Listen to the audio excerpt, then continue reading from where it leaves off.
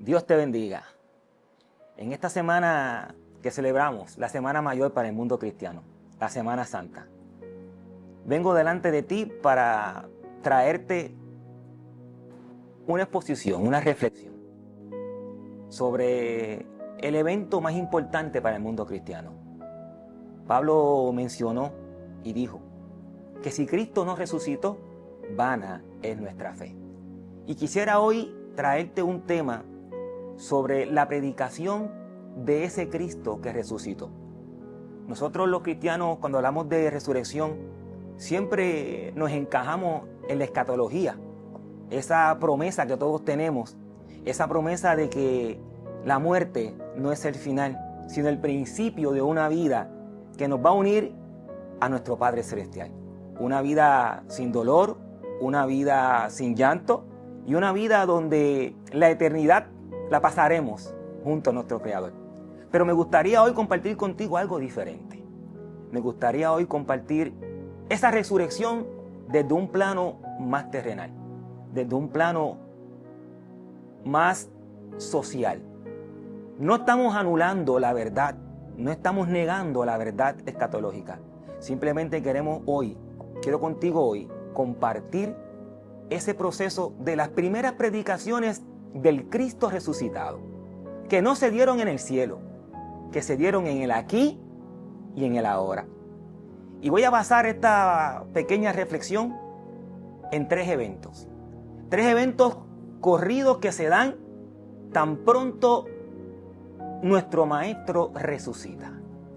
Y el primer evento, la primera predicación que se da es cuando tenemos el relato de María y las mujeres que van al sepulcro.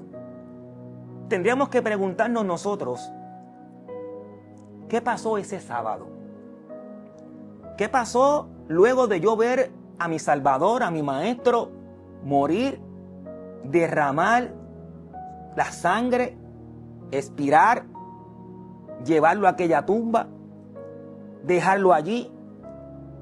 El proceso del sábado a veces está, pero no lo entendemos. Y me gustaría que nos fuéramos a ese momento de estas mujeres que aman a Jesús. Mujeres que tienen un dolor y que las esperanzas de ellas quedaron en aquella tumba. Mujeres que luego de ese día van al sepulcro. Y me gustaría preguntarte si fuera lógico ir al sepulcro. El sepulcro que está con una piedra bloqueada. Esa piedra está sellada. ¿Cómo ellas van al sepulcro? ¿Con qué herramientas van ellas a abrir esa piedra? ¿Quién les va a ayudar a abrir esa piedra? Ahí es que yo entiendo que nosotros tenemos que enfocarnos en nuestro dolor, en nuestros momentos de dificultad, de tristeza. Llega la negación de la realidad. Una negación que nos puede nublar el pensamiento. Y si nos enfocamos en esa parte psicológica, estas mujeres están nubladas. Estas mujeres están pasando por un dolor, por un proceso de desesperanza.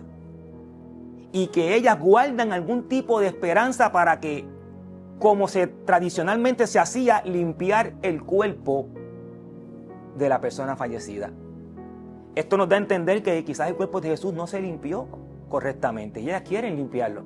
Pero la pregunta sigue estando presente. ¿Cómo voy a mover la piedra? En su dolor, en su necesidad, en su angustia, como nos pasa a todos nosotros, los pensamientos no están claros. Y actuamos muchas veces por la emoción. Y cuando estas mujeres van allí, el primer mensaje que da el resucitado es cuando ellas ven la piedra movida. Me gustaría haber estado allí, porque los ojos, las reacciones, el texto las recoge. Tuvieron miedo. Tuvieron un momento de dificultad. Se lo robaron. Pero enseguida llega el mensaje de la esperanza. ¿A quién buscan? A Cristo. Ha resucitado. Así que el primer mensaje que trae el resucitado es que puede cambiar tu dolor. Esa mente que está nublada, la resurrección nos invita a creer, a ir, a presentarnos delante de Él con todo nuestro temor, con todas nuestras situaciones, porque el Maestro conoce nuestro dolor. En la cruz, Él experimentó el abandono. Él experimentó la desesperanza. Por eso, nadie que se acerca al resucitado sale igual. Porque el resucitado predica esperanza y consuelo. La segunda predicación que hace el Maestro, que se puede mezclar en ambas cosas, es cuando aquellos discípulos están en temor. Y tienen que estar en temor. Como el hombre que camina sobre las aguas. Como el hombre que levanta a los muertos. Como el hombre que manda a callar el mar, los vientos. De momento el héroe se deja morir. Las esperanzas que tenían los discípulos en el Maestro se desvanecen en aquella cruz. Se desvanecen en el día del arresto allí en Getsemaní. Lo abandonan y llega el temor a sus vidas. El Maestro ha resucitado. Las mujeres lo saben. Pero dice el texto que ellas con temor tienen que ir procesando toda esta información. Pero el Maestro no se detiene, porque la palabra del resucitado tiene que llegarle a todos aquellos que como usted y como yo también tenemos temor. Dice que ellos están encerrados en un cuarto, en un aposento. Y sin que nadie se lo pida, el Maestro llega, traspasa la pared y usa una palabra muy importante en hebreo, shalom. Shalom significa paz. Esa paz que sobrepasa todo entendimiento. Esa paz que no es una paz que no vas a tener problema. No, es que la presencia del Maestro cubre tu necesidad. No está negando la realidad. La realidad era que ellos esperaban que Él hiciera algo y no lo hizo. Pero ellos no esperaban que lo que Él hizo, ellos lo entendieran. Es ahí donde el resucitado llega. Y ese resucitado que se acerca y les pide y se les presenta, borra el temor de su vida. A veces los eventos que vivimos, las situaciones que vivimos, nos traen temor. Y como todo ser humano recurrimos a lo más básico, a escondernos. Y cuando nos escondemos pensamos que ese es el mejor sitio para estar. Es el puerto seguro donde todo el mundo va. Cerramos las puertas del cuarto. Nos cerramos en nuestra casa. Porque en mi dolor yo no quiero compartirlo con nadie, es mío. Me da temor salir. Que me pregunten, mira, ¿dónde está tu Maestro? ¿Dónde está el que estaba vivo? ¿Dónde está el que resucitó? Y lo más básico y más humano es que ante eso el ser humano busque un temor y se esconda. Pero la resurrección predica que en el temor no hay vida. Por eso llega y les dice, la paz sea para con vosotros. Para que ellos vean que lo que ellos pensaron no era, había un plan. Hoy tú puedes estar en temor. Y es justo que estés en temor. Es lo más humano. Pero el temor no va a limitar lo que Dios va a hacer contigo. La resurrección plantea que cuando Dios llega a tu vida, echa afuera todo el temor, porque ellos tienen que salir a predicar al resucitado. Así que el Maestro está predicando sin ir al cielo. Está predicando con gestiones, está predicando con acción, está predicando con palabras humanas que tú y yo hoy podemos estar tanto como estas mujeres o como estos hombres. La tercera predicación se da con un personaje que nosotros siempre hemos tildado malo, y es el personaje de Tomás. Tomás no estaba allí con esta gente. Tomás no estaba allí con estos hombres. Y cuando se lo cuentan a Tomás, Tomás no lo cree. Porque es que somos también así los seres humanos. Los seres humanos a veces tenemos tanto dolor que cuando alguien nos dice que algo está ocurriendo o que algo ocurrió, nos negamos a esa realidad. Negamos que eso pueda ser posible, no, porque es que es mi dolor, no es el de ustedes. Y las palabras de Tomás son importantes. porque en su dolor Él expresa: hasta que yo no lo vea, hasta que yo no meta mis deditos en esas manos, vea su costado, yo no voy a creer. Qué mal ejercicio hemos hecho nosotros con Tomás. Qué mal ejercicio nosotros hemos hecho poniéndole a Tomás un aspecto negativo cuando es el aspecto más humano. ¿Dónde Tomás dejó de ver al Maestro? En la cruz de Calvario. ¿Dónde Tomás dejó de ver al Maestro? En la tumba vacía. Pues por ende lo más lógico es que yo le vi y lo único que me va a decir a mí que es Él son las marcas del Maestro. Y quizás las marcas del Maestro a veces nosotros no las tomamos con la seriedad que tenemos que tomarlas. Porque las marcas del Maestro indican el proceso. El proceso que hay que tener en esta vida para alcanzar esa resurrección. Tomás tiene en su cuerpo la marca de la negación. La marca del que no cree. La marca de que por más que me lo digan, hasta que yo no lo vea, hasta que ese milagro no ocurre en mí, yo no creo en el resucitado. Y qué bonito, porque el texto dice que en otra ocasión que estaban todos reunidos y le estaban contando a Tomás que al Maestro ha resucitado, Tomás no quería creer. Pero la resurrección, que sigue siendo esperanza, se aparece a Tomás. ¿Lo invitaron? No. Pero había uno que necesitaba escuchar de la boca del resucitado: Tomás, yo te entiendo. Tomás, yo te comprendo. Y el Maestro le dice: Tomás, ven, pon tus deditos en mis manos. Esa expresión implica misericordia.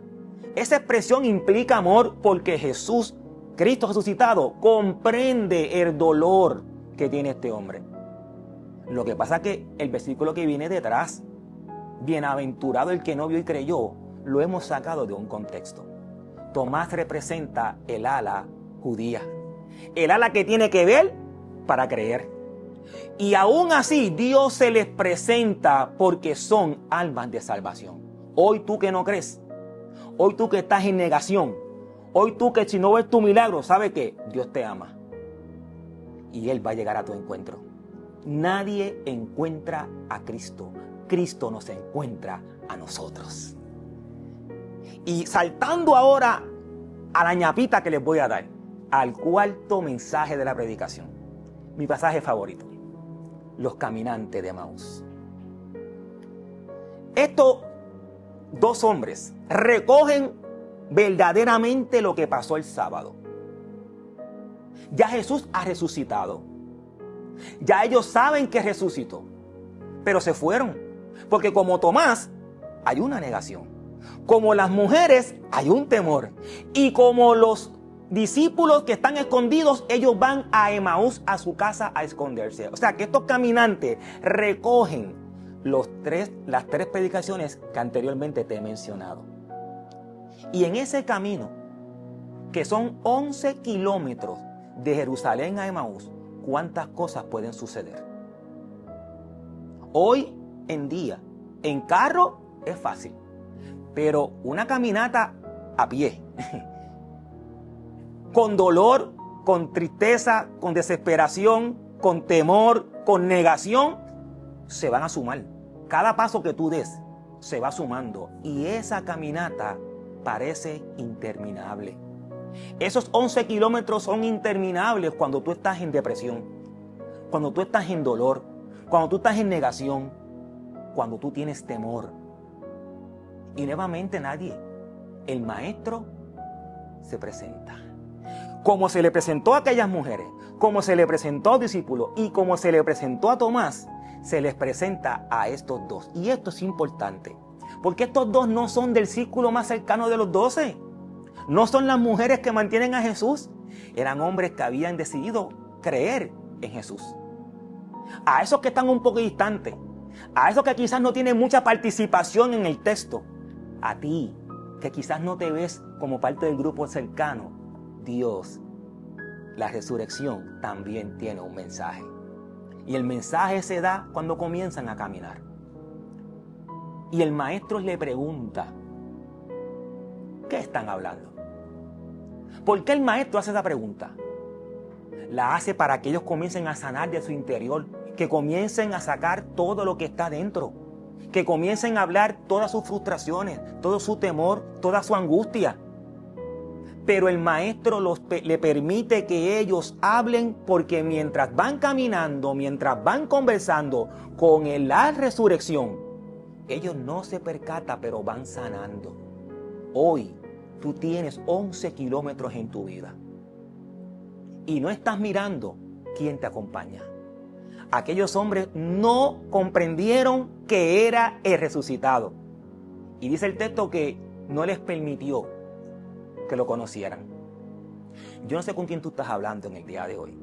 Yo no sé con quién tú puedes hablar esta semana, que quizás no parezca que sea la expresión de la resurrección, pero mientras habla, mientras te comunica, mientras saca lo que tienes adentro, estás sanando, porque la resurrección permite que nosotros saquemos todo nuestro dolor.